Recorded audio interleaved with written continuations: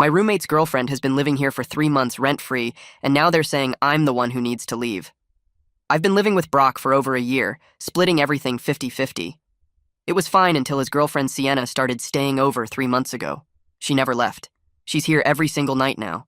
Our utility bills shot up 40%. The electric bill went from $80 to $140.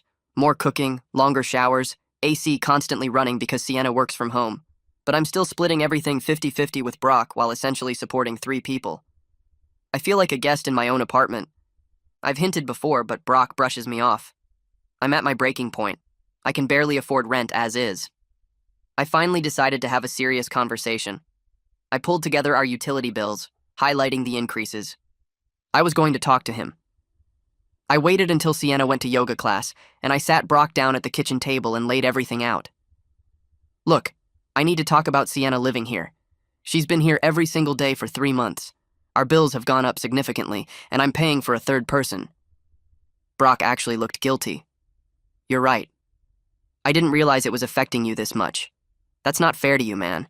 She needs to either start paying a third of everything, or she needs to stay at her own place more often, I said, keeping my voice calm. Brock nodded slowly. Yeah, I get it. Let me talk to her this weekend.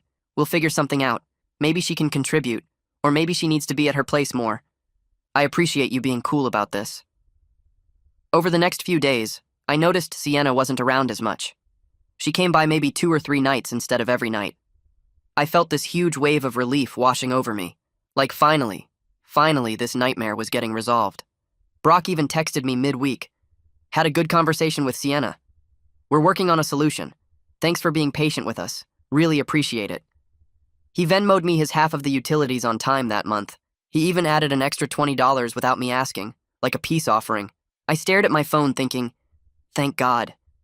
We handled this like adults. For about a week, everything felt normal again. But that didn't last long. Last Thursday, I came home from work around 6 in the evening. When I walked through the door, Brock and Sienna were sitting at the kitchen table looking serious.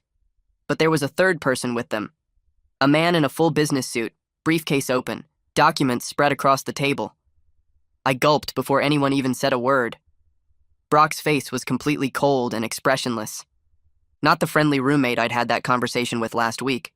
This is our attorney, Harrison, Brock said flatly, his voice like ice. Sienna sat there with her arms crossed, not even looking at me. I'm sorry, what? I felt like I couldn't breathe properly. Attorney? What's going on? I thought we worked this out? Harrison adjusted his glasses and spoke in this formal, completely detached tone. I'll get straight to the point. Sienna has been residing at this address for over 60 days, which establishes legal tenancy in this state. She has full tenant rights under state law. But she doesn't pay rent. I could hear my voice getting higher and more desperate. She's not even on the lease. Payment isn't required for tenancy establishment, Harrison continued calmly, like he was reading from a script he'd memorized. Duration of stay is what matters legally. Once someone has lived somewhere continuously for 60 days, they're considered a legal tenant with all associated rights. Harrison slid a stack of papers across the table toward me. I saw my own text messages printed out, highlighted in bright yellow. The conversation where I told Brock that Sienna needed to pay or leave. Other texts where I'd complained about her being there constantly. We have documentation of your repeated harassment of our client, Harrison said coldly, demanding she leave the premises, confrontational conversations, creating a hostile living environment for a legal tenant. Harassment? My hands were shaking badly now. I was just asking for things to be fair. I'm paying half of everything while she lives here completely free. You were demanding a legal tenant vacate without proper cause. That constitutes harassment under tenant protection laws. Harrison pushed an official-looking document toward me. It had a gold seal stamped at the top. You have 30 days to vacate these premises voluntarily. If you refuse, we will file for formal eviction through the courts. Eviction? I'm on the lease. I pay my rent on time every single month. My voice cracked with emotion. Which is precisely why we're offering the voluntary option first, Harrison said without any emotion whatsoever. An eviction on your record will make it nearly impossible to rent anywhere else. I looked directly at Brock. This is my home. Brock's voice was ice cold. I'm the primary leaseholder. My name is first on the lease. I have full authority. We agreed. I felt tears starting. You said we'd figure it out together. Brock shrugged. I said I'd handle it. I am. I had 30 days to leave my own apartment. I can't afford a lawyer. How is this happening? I barely sleep that night. I sit on my bed with my laptop open, typing roommate eviction laws and primary leaseholder rights into Google until my eyes burn. Every website I find talks about landlords evicting tenants or tenants suing landlords, but nothing addresses what happens when your roommate is trying to kick you out. I click through page after page of legal jargon that doesn't apply to my situation. My hands shake so badly I have trouble typing. The reality keeps hitting me in waves. I might actually be homeless in 30 days. I have nowhere to go. My savings account has maybe $800. First and last month's rent anywhere else would cost at least $3,000. I keep searching, getting more desperate with each useless result. Around 2 a.m., I find a tenant rights forum buried in the search results. Someone posted about a roommate dispute 3 years ago. I scroll through the responses and one comment makes me stop breathing. A user named Tenant Advocate 2019 wrote that most lease modifications require all parties' signatures, not just the primary leaseholder. I screenshot the comment immediately. My heart pounds as I read it again and again. Maybe Brock doesn't have the unilateral power he claims. Maybe Harrison was lying about everything. I screenshot the entire forum thread and save it in 3 different places on my phone and laptop. It's the first spark of hope I've felt since Harrison dropped those papers on the table. I spend another hour searching for information about dual signature lease requirements, but I can't find anything definitive for my state. I finally pass out around 4 a.m. with my laptop still open. My alarm goes off 3 hours later for work. I feel like I've been hit by a truck. My head throbs and my eyes feel like sandpaper. I call out sick because I genuinely can't function. My supervisor sounds annoyed but approves it. I spend the entire morning calling every free legal aid clinic in the city. The first one has a wait list of 6 weeks. The second one says my income is slightly too high to qualify for their services. The third one doesn't handle landlord-tenant disputes. The fourth one is only taking domestic violence cases right now. I call 17 different places by noon. Most of them have similar responses. Booked solid for weeks. Income requirements I barely exceed by a few $100s. Wrong type of case.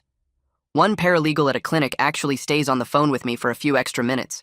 She sounds genuinely sympathetic as she tells me off the record that tenant-on-tenant evictions are really complicated and I really need a real attorney, not just legal aid. She gives me 3 names of attorneys who handle housing disputes. I call all 3 immediately. The first one doesn't return my voicemail. The second one's assistant says they're not taking new clients. The third one is Craig Monahan. His assistant schedules me for a consultation the next afternoon. The consultation fee alone is $200. I check my bank account 3 times before confirming the appointment. I can barely afford this, but I can't afford not to try.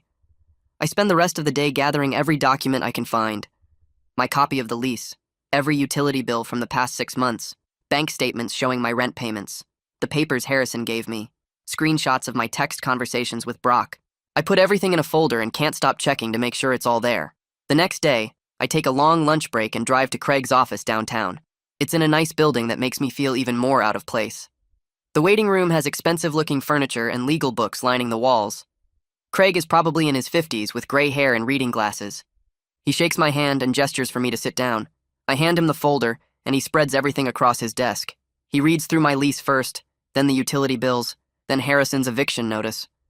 I sit there sweating through my shirt while he reviews everything. My entire future hangs on whatever he's about to tell me. After what feels like an hour but is probably 10 minutes, Craig's face changes. He looks up at me with something like relief in his eyes. He taps the lease with his finger and says, "My roommate can't evict me unilaterally because this lease requires both primary and secondary tenant signatures for any modifications or terminations, and Brock would need my agreement or a court order based on legitimate cause." I almost cry right there in his office. The relief is so intense I feel dizzy. But then Craig keeps talking and explains the bad news. Even though I have a strong case, I need to file a formal response to prevent Brock from pursuing eviction through the courts. His retainer is $5,000 up front. I feel my face fall before I can stop it. $5,000 might as well be $50,000 given my current financial situation. Craig sees my reaction, and his voice gets gentler. He suggests I could try filing the paperwork myself, but he warns that one mistake could cost me everything. Courts are very particular about formatting and deadlines and legal language. I leave his office with a stack of forms and instructions. I feel simultaneously hopeful and terrified. I have legal standing to fight this, but I'm going up against Brock, who apparently has unlimited access to legal help through Harrison. I spend my entire lunch break the next day sitting in my car in the work parking lot filling out court forms. The legal terminology might as well be another language. Words like affirmative defense and motion to dismiss and verified complaint swim in front of my eyes. I Google half the terms just to understand what I'm supposed to write. 3 days after the attorney ambush, I come home from work around 6. I try to connect to the Wi-Fi to continue researching my case, and the password doesn't work. I try it 3 more times thinking I typed it wrong. Then I realize what happened. I find Brock in the kitchen and ask him about the Wi-Fi. He barely looks up from his phone and shrugs. He says I'm not a permanent resident anymore, so I'm not entitled to household amenities. The cruelty is so casual it takes my breath away. I need internet to file my legal paperwork and research my case. This is deliberate sabotage. I grab my laptop and documents and drive to the public library. It's open until 8. The librarian at the desk sees me looking lost and asks if I need help. I explain I need to file court documents online. She's incredibly kind and patient.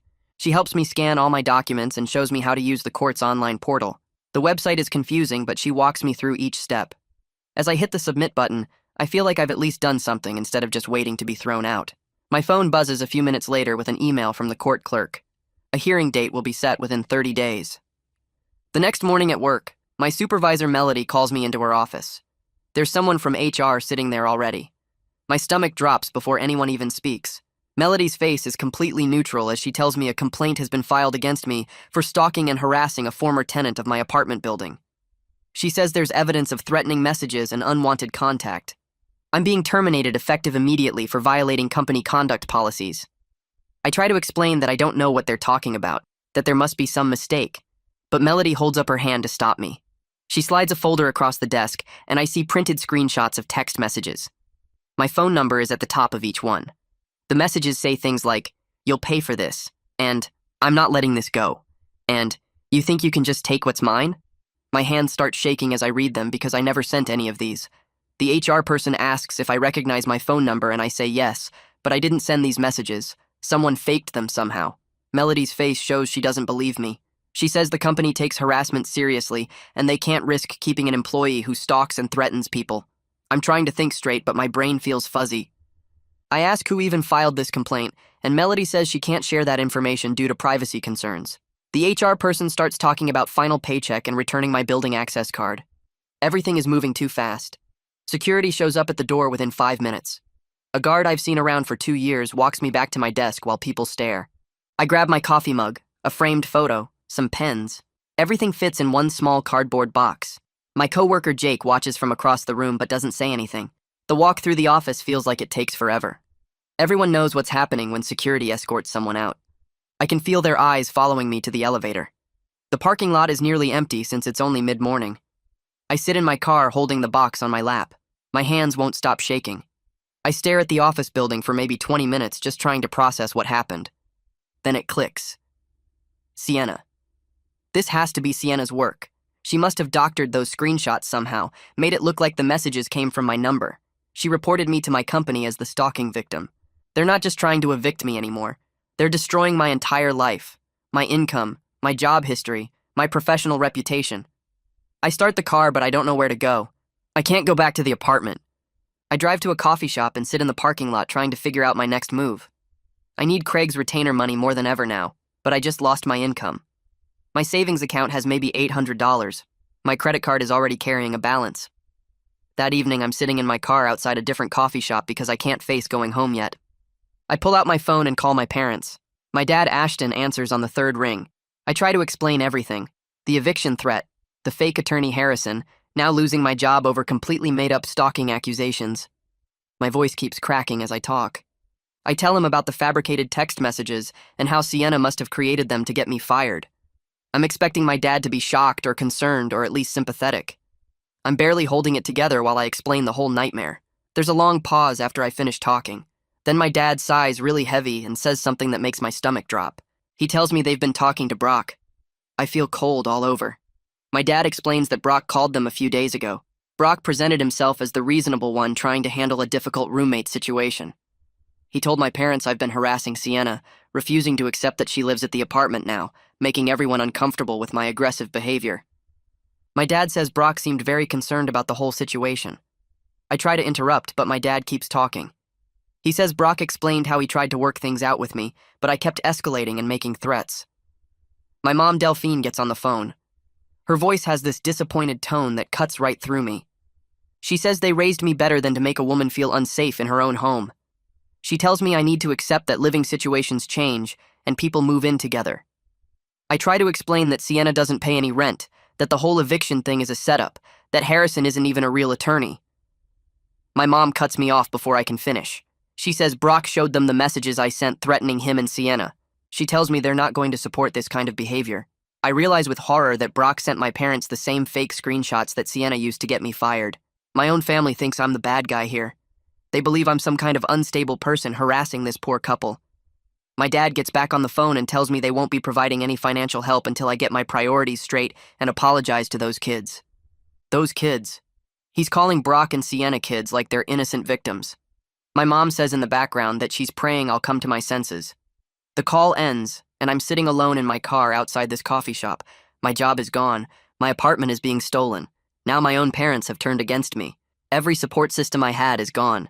I drive to the public library because I need internet, and I can't go back to the apartment where Brock changed the Wi-Fi password. I sit at a computer terminal feeling completely numb.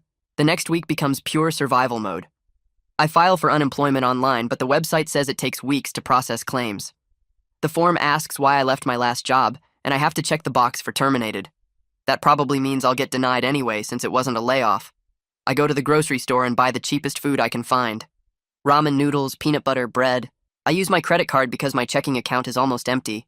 The card is already carrying a $1,500 balance, but I don't have a choice. I need to eat. Back at the apartment, Brock and Sienna act like I'm invisible. They sit on the couch watching TV and don't even look at me when I walk through. I start going through my stuff to see what I can sell. My gaming console that I saved up for last year. My bike that I barely ride anymore. Some old textbooks.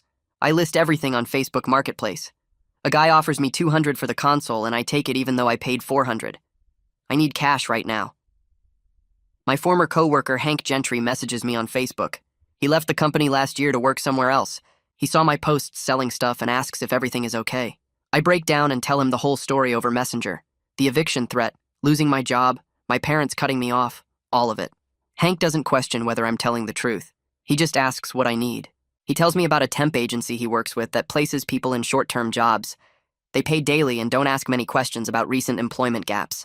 He sends me the contact information and tells me to use his name as a reference. I call them the next morning and they have me come in that afternoon. The coordinator asks some basic questions and has me fill out paperwork. She says they can start placing me in assignments right away. I start working whatever temp jobs they send me to. One day I'm in a warehouse loading boxes onto trucks. The next day I'm stocking shelves at a retail store overnight. Another day I'm doing data entry in some office building. The work is exhausting and the pay is barely above minimum wage. I'm making maybe $12 an hour when I used to make $22 at my real job. But it's cash flow when I have nothing else coming in. I work 12-hour shifts when they're available. My body aches constantly. I come home to the apartment and Brock and Sienna are having loud conversations in the living room about when the place will finally be peaceful. They're talking loud enough for me to hear through my bedroom door. Sienna laughs about how nice it'll be to have the second bedroom as an office. They're already planning how to use my room once I'm gone. 2 weeks after losing my job, I come home from a warehouse shift. There's a man standing outside the apartment door. He asks if I'm me, and I say yes. He hands me an envelope and says I've been served. Then he walks away. I open the envelope right there in the hallway. It's a restraining order petition from Brock. The paperwork says I threatened violence against him and Sienna. It lists the fake text messages as evidence. Then it adds new stuff I've never even done. It claims I've been behaving erratically and making verbal threats in the apartment. It says Brock fears for his and Sienna's safety. There's a court hearing scheduled in 1 week. A judge will decide whether to grant a temporary restraining order. I read through the papers 3 times trying to understand. If Brock gets this restraining order, I'll be legally banned from my own apartment. I won't be able to go home. I won't be able to fight the eviction because I'll be barred from the premises. This is his plan.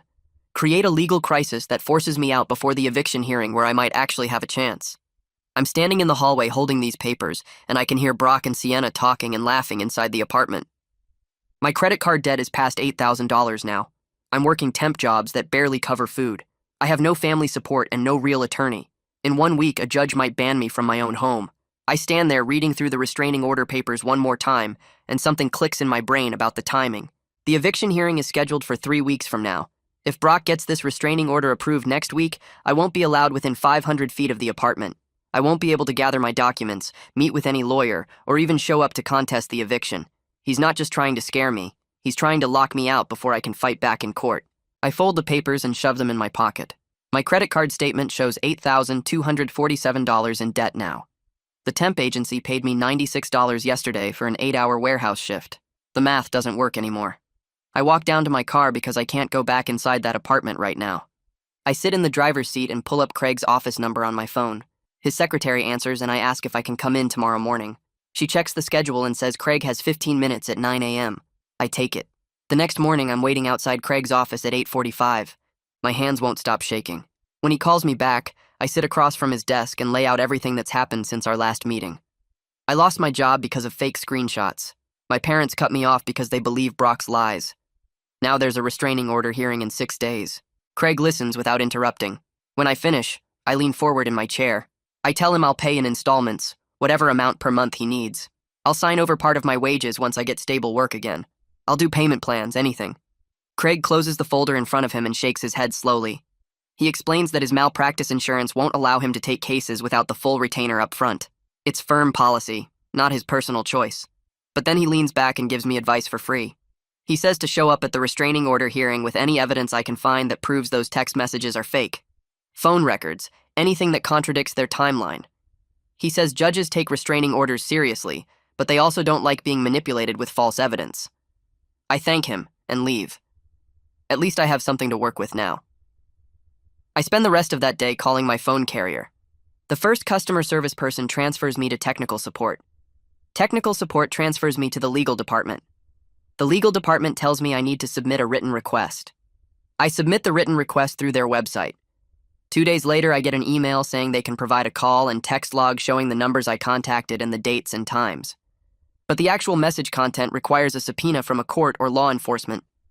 I call back and explain I need to prove I didn't send certain messages. The representative sounds sympathetic, but says there's nothing they can do without a subpoena. I ask how to get a subpoena. She says I need a lawyer to request one from a judge. I don't have a lawyer. I spend another whole day on the phone trying different approaches. I talk to 5 different representatives. I get transferred to supervisors twice. Everyone tells me the same thing. Message content needs a subpoena. I can get the basic log showing I sent texts to Brock's number on certain dates, but I can't prove what those texts actually said. The screenshots Brock has could show anything. My basic phone log won't definitively prove they're fake. I print out the log anyway because it's all I have. 3 days before the hearing, I'm working an overnight stocking shift at a grocery store. I get off at 6 a.m. and drive back to the apartment. I sit in my car in the parking lot because I can't deal with going inside yet. I pull out all the documents I've been carrying around. The eviction notice, the restraining order petition, the utility bills I originally gathered to show Brock the cost increases, my phone records. Everything is spread across my passenger seat and dashboard. I pick up one of the utility bills and stare at it. Something looks off, but I can't figure out what. Then I see it. The bill is addressed to Sienna, but the address isn't our apartment. It's a completely different street across town on the south side. I grab my phone and Google the address. It's a real place, an apartment complex called Riverside Gardens. I look through more papers scattered around my car. There's a credit card statement that must have gotten mixed in with my stuff somehow. It's also addressed to Sienna at that same south side address. My hands start shaking as I pull up the county property records website on my phone. I type in Sienna's full name. The results show her registered residence for tax purposes at the Riverside Gardens address. Not our apartment. The address where she's supposedly been living for 3 months and established legal tenancy. I sit there staring at my phone screen as everything starts making sense. I open a new browser tab and start searching tenant law websites again. Every single legal site says the same thing. Tenancy isn't just about staying somewhere for 60 days.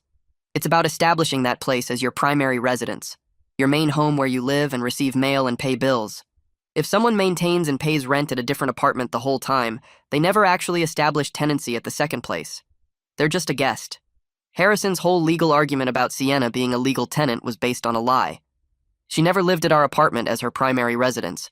She was staying over while keeping her real apartment across town. I spend the entire rest of that day and night researching everything I can find about primary residence requirements.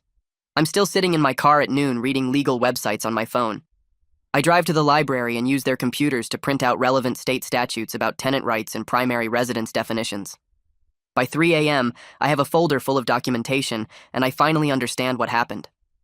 Harrison wasn't just wrong about the law. He deliberately lied, knowing Sienna maintained another residence. The hearing is at 9 a.m. I haven't slept, but I feel more focused than I have in weeks. I put on the one decent shirt I own that isn't wrinkled.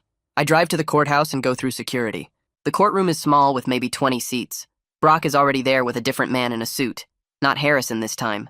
A real attorney. I sit on the opposite side of the room. When the judge calls our case, we both stand. Brock's attorney presents the fabricated text messages first.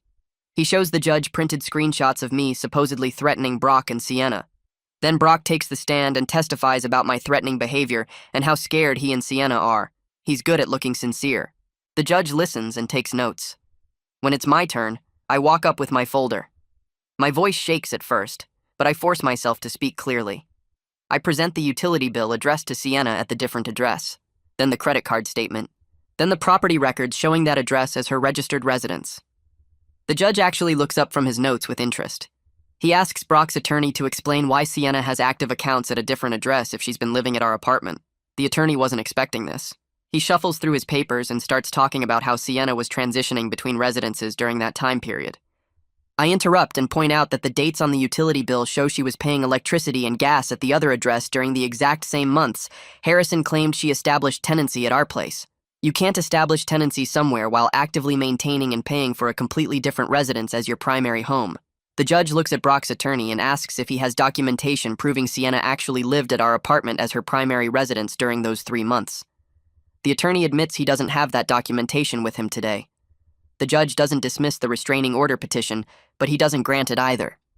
He says he's continuing the hearing for 2 weeks and ordering both parties to provide additional documentation about Sienna's actual residence during the relevant time period. He wants utility records, lease agreements, mail receipts, anything proving where she actually lived. I walk out of that courthouse feeling hope for the first time in weeks. I drive straight to the address on Sienna's utility bill. Riverside Gardens is a decent apartment complex with a pool and parking garage. I walk around until I find the building number from her mail. There's a mailbox directory in the lobby. Sienna's name is clearly printed next to apartment 2847. I take photos of everything with my phone. The building exterior, the mailbox directory, the apartment number on the door. Then I wait outside near the parking garage. Around 6 p.m., a woman in her 50s comes out walking a dog. I approach her carefully and ask if she lives in the building. She says she's been here 5 years. I show her a photo of Sienna on my phone and ask if she knows her. The woman nods immediately and says, "That's the girl in 2847 who works from home." She's seen her coming and going for months. I ask if she knows anything else. The woman mentions that Sienna complained a few weeks ago about her boyfriend's annoying roommate who wouldn't leave them alone. My stomach twists, but I thank her and take down her apartment number in case I need a witness statement later. I spend the next 2 days going back to that complex at different times. I see Sienna's car in the parking garage twice. I photograph it with the apartment building visible in the background showing the date and timestamp. I talk to 2 more neighbors who confirm she lives there. One mentions seeing her almost every evening. On the 4th day, I go to the utility company offices in person. I fill out formal request forms for records showing Sienna's account activity at the Riverside Gardens address. It costs $50 for expedited processing that I can barely afford, but I pay it with my credit card. Within a week, I receive thick envelopes from the electric company, gas company, and internet provider. Every single one shows Sienna maintained active accounts at Riverside Gardens throughout the entire 3-month period. Brock claimed she was establishing tenancy at our apartment. The bills show regular usage patterns. Someone was definitely living there and using utilities the whole time. She was paying for electricity, gas, and internet at her real apartment while supposedly living at ours. I gather every single piece of evidence I've collected over the past week and drive straight to Craig Monahan's office. My hands shake as I carry the folder stuffed with utility bills, neighbor statements, photographs, and mail receipts. The secretary recognizes me and waves me back without making me wait. Craig looks up from his desk as I walk in, probably expecting bad news based on my expression. I drop the folder on his desk and just say I found something big. He opens it and starts going through the documents one by one. His whole attitude changes as he reads. He looks at the utility bills showing Sienna's active accounts at Riverside Gardens during the exact months Harrison claimed she lived at our apartment. He studies the photographs of her name on the mailbox. He reads through the neighbor statements confirming she lives there and works from home at that address. Craig leans back in his chair and lets out a low whistle. He tells me this isn't just a failed attempt to kick me out anymore. This is fraud. Harrison stood in my kitchen presenting himself as a lawyer when he had no license to practice law. He made false claims about Sienna's tenant status. He used made-up evidence to threaten me with illegal removal from my home. Craig says this could be criminal. I feel my chest get tight with something that might actually be hope for the first time in weeks. Craig keeps flipping through the documents and shaking his head. He points out that Harrison gave me a business card claiming to be an attorney. He presented legal documents with official-looking seals. He made specific claims about tenant law that were completely wrong. Craig explains that pretending to be a lawyer is a serious crime in our state. Add in the fraud aspect, the false evidence, the threats to illegally remove me from my home, and we're looking at potential criminal charges. He asks if I still have Harrison's business card. I pull it out of my wallet where I've been keeping it like some kind of terrible reminder. Craig makes a copy of it right there in his office. Craig sits forward and his voice gets really serious. He says he'll take my case on a payment deal where he gets paid from whatever we win. We're not just fighting the removal attempt anymore. We're going after Brock, Sienna, and Harrison for planning fraud together, trying to illegally kick me out and Harrison's fake lawyer act. Craig explains I have grounds for a lawsuit against all three of them. But first, we need to report Harrison to the state bar group that licenses attorneys. Craig says they take fake lawyers very seriously. He also thinks we should talk to the police because this might be more than just a civil case. This could involve criminal charges. I ask what happens next and Craig starts making a list. Emergency motion to throw out the removal case based on the fraud. Formal complaint to the state bar about Harrison with copies of everything. Police report about the threats and fake legal advice. Then we file our own lawsuit going after all three of them for damages. He estimates we're looking at tens of thousands in potential damages between my lost wages, emotional harm, legal costs, and punishment damages for how bad their behavior was. I can barely process what he's saying. An hour ago, I was drowning in debt and facing homelessness. Now I have a real lawyer who believes me and wants to fight back. Craig starts working immediately. He pulls up legal forms on his computer and begins filling them out while asking me questions. He needs exact dates for everything. When did Harrison present himself as Brock's lawyer? What specific claims did he make about tenant law? What documents did he show me? What threats did he make? I answer everything as clearly as I can remember. Craig types fast and keeps muttering about how obvious the fraud is. He prints out the emergency motion to dismiss the removal proceedings, and it's thick, maybe 15 pages. He's attached copies of all my evidence about Sienna's real apartment, the utility bills showing she paid for electricity and internet somewhere else, the neighbor statements, the photographs, everything that proves she never actually lived with us as her main home. Craig also prepares the formal complaint to the state bar about Harrison. He includes the business card Harrison gave me, copies of the documents Harrison presented while claiming to be a lawyer, my statement about what happened during that awful kitchen table meeting. Craig explains that the bar investigates people practicing law without a license. If they find Harrison guilty, he could face criminal charges. Craig files everything electronically right from his office. I watch him hit submit on the emergency motion, then submit on the bar complaint. Each click feels like I'm finally fighting back instead of just taking hits. Craig prints copies of everything for my records. He tells me to keep these somewhere safe, maybe make digital backups too. This is our evidence and we can't lose it. 3 days after Craig files the bar complaint, I get a call from an unknown number.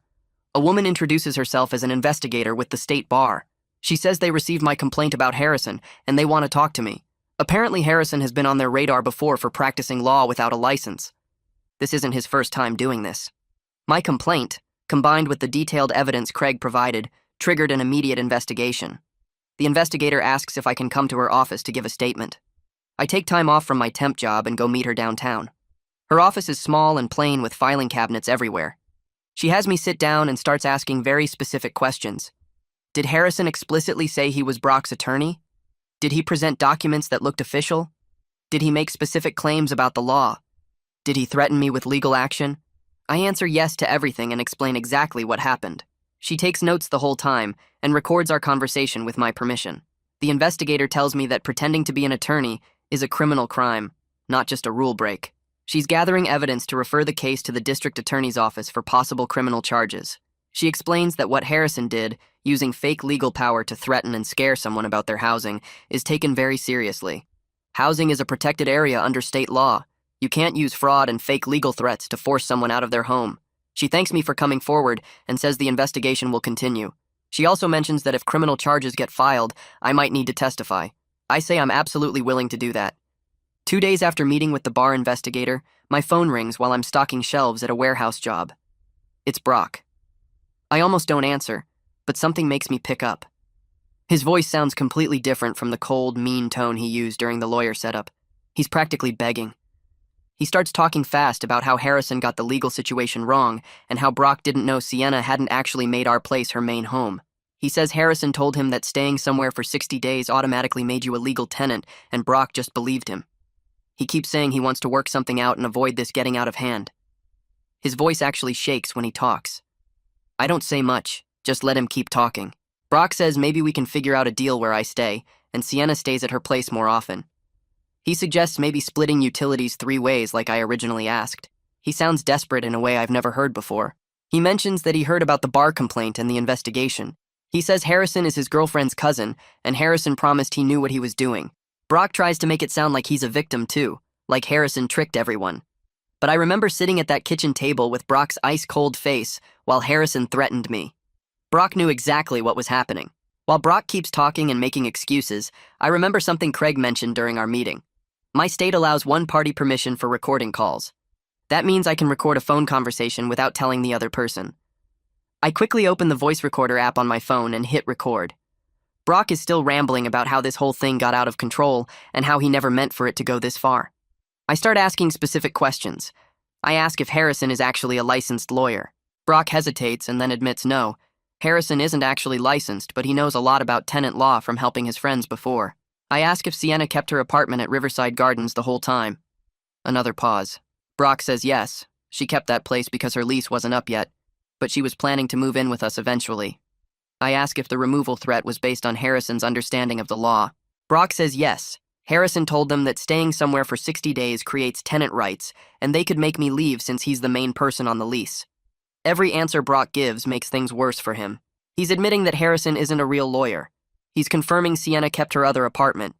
He's acknowledging that the whole removal threat was based on Harrison's fake legal advice. He tries to claim he didn't know the law stuff was wrong, but he just admitted he knew Harrison wasn't licensed and knew Sienna lived somewhere else. His whole defense about being tricked falls apart with his own words. I keep asking calm questions and letting him talk. By the time the call ends, I have a 20-minute recording of Brock admitting every key fact that destroys his case. The next morning, I meet Craig at his office and play him the recording. He listens to the whole thing with his eyes getting wider. When it ends, he actually laughs and says Brock just handed us the entire case on a recording. Craig makes a copy of the audio file and adds it to our evidence folder. Then he tells me we have a meeting scheduled with a detective from the fraud division. The bar investigator referred my case to the police, and they assigned someone to look into it. We drive to the police station together. The detective is a middle-aged guy with gray hair who looks tired but interested when we sit down.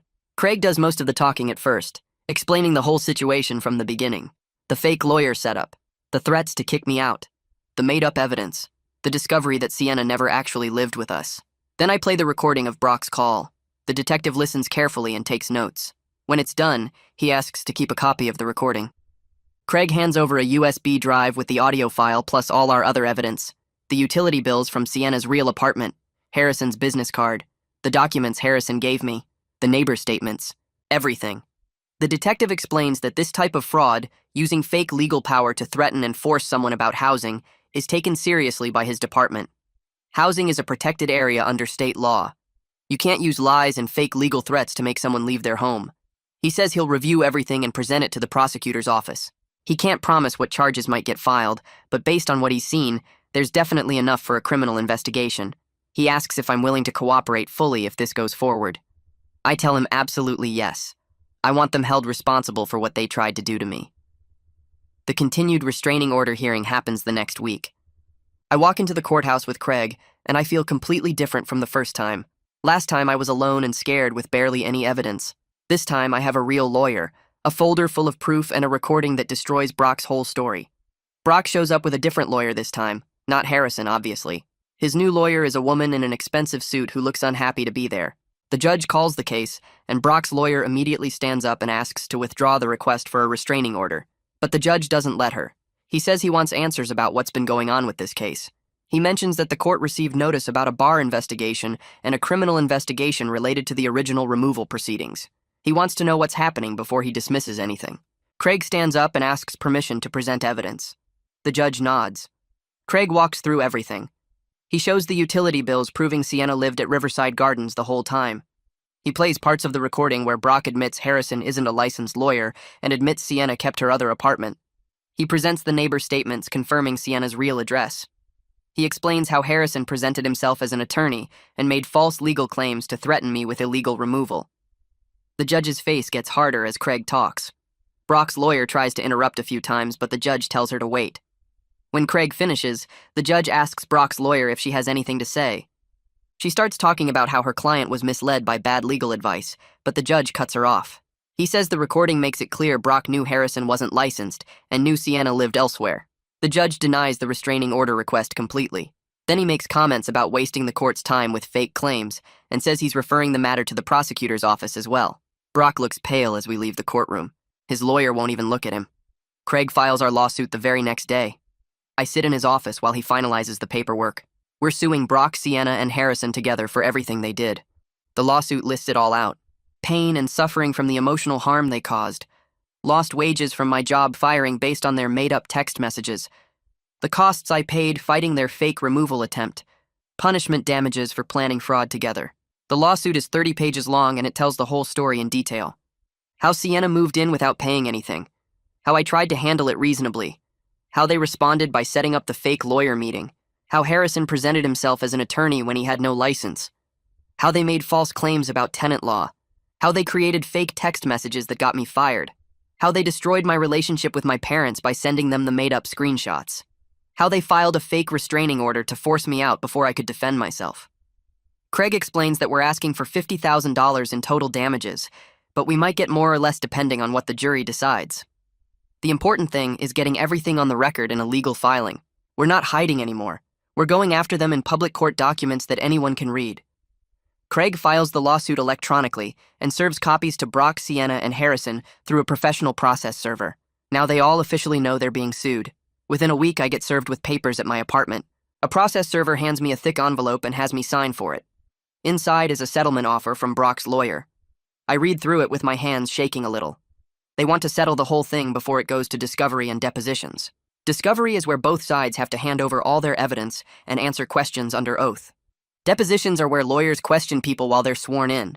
Brock clearly doesn't want any of that happening. The offer is for $15,000. In exchange, I have to agree to move out voluntarily within 60 days and sign a paper saying I won't talk about what happened. The money would be paid in one lump sum within 10 days of signing.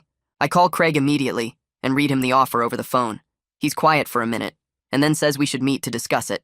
I drive to his office that same afternoon. Craig has the settlement offer printed out on his desk. He explains that $15,000 isn't bad money, especially for someone in my financial situation. But he thinks we can get a lot more if we push forward with the lawsuit. The evidence is strongly in our favor. We have the recording of Brock's admissions. We have proof Sienna never lived with us. We have documentation of Harrison's fake lawyer act. Plus, there's a criminal investigation happening at the same time, which puts even more pressure on them to settle. Craig's advice is that we can probably get double or triple that amount if we counteroffer and show we're serious about going to trial. He also points out that making me move out shouldn't be part of any settlement. I'm the one who's been wronged here. Why should I have to leave my home? The not talking condition is standard in settlements, but Craig thinks we can negotiate better terms there too. He suggests we reject this offer and send back our own demands. I trust Craig's judgment. He's been right about everything so far. I tell Craig I'm rejecting their offer. I'm not covering up what they did to me, and I'm definitely not moving out of my own apartment after everything they put me through. Craig nods and starts typing immediately on his laptop. He's drafting our counter-demand right there while I watch. $50,000 in damages. Brock and Sienna move out within 30 days, not me. Written admissions of the entire fraud scheme that I can show my parents and my former employer. And absolutely no non-disclosure agreement. We're not negotiating my silence. Craig prints out the counter-demand and has me review it before he sends it. The language is clear and direct. We're not asking, we're demanding. He emails it to Brock's attorney that same afternoon. I leave his office feeling like I finally have some power back in this situation. The next week brings news that changes everything. Craig calls me on a Wednesday morning sounding energized. The district attorney's office just filed criminal charges against Harrison for unauthorized practice of law and fraud. It's official now. Harrison is facing actual criminal prosecution for pretending to be an attorney and using that fake authority to threaten me. The charges include fraud, impersonation of a legal professional, and conspiracy to commit illegal eviction. Craig explains that this puts enormous pressure on Brock and Sienna because they're connected to Harrison's criminal case. The news spreads through the local legal community fast. Craig hears from other attorneys that Harrison's case is being talked about as a warning example. 2 days after the criminal charges are filed, I get a call from Hank. He saw something online and wanted to give me a heads up. Sienna's employer found out about the false HR complaint she filed against me. Someone at my former company must have talked to someone at her company. Corporate world connections. Her employer launched an internal investigation into whether Sienna had fabricated evidence and filed a false harassment complaint to damage someone's career. The investigation took less than a week. Sienna was terminated for serious misconduct and ethics violations. Hank sends me a screenshot of a post from someone who works at Sienna's company talking about the firing. The irony isn't lost on me. She got me fired with fake evidence, and now she's fired for making fake evidence. Everything they tried to do to me is coming back on them. Craig keeps me updated on the civil case preparation. We're scheduled for a court date in 6 weeks. He's preparing for depositions and discovery. Brock's attorney knows we have strong evidence and a criminal case backing up our fraud claims. The pressure is building on their side. 2 weeks before our court date, Craig calls me with news. Brock's attorney sent a revised settlement offer. I drive to Craig's office immediately to review it. The new offer is $45,000. They'll provide written admissions I can share with specific parties, including my parents and my former employer. Brock will move out of the apartment within 45 days. The only condition is that I don't speak to media about the case. No interviews, no social media posts about the details, no public statements. Craig sits back in his chair and looks at me seriously. He thinks I should take this offer. We've won everything that actually matters. The money is substantial. The written admissions give me what I need to clear my name with my family and my former employer. Brock moving out means I keep my home.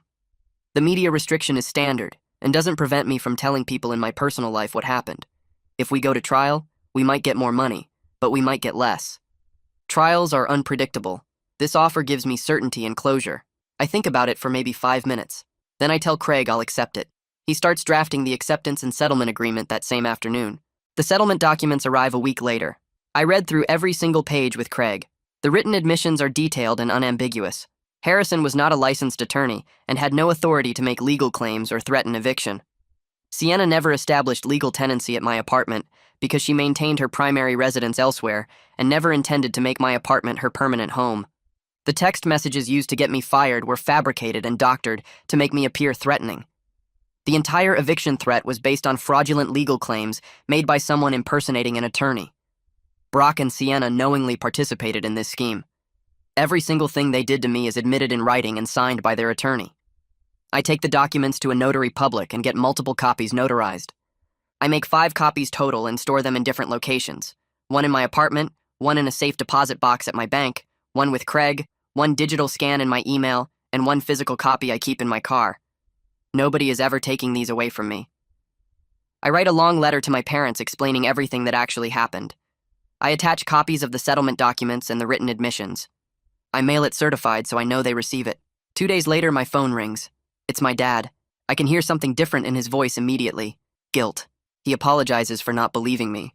He says he's sorry for siding with Brock without hearing my full story. He explains that Brock was very convincing and seemed so reasonable. But seeing the legal documents and the admissions makes it clear that I was telling the truth the whole time. My mom gets on the phone and she's crying. She says she's sorry for abandoning me when I needed them most.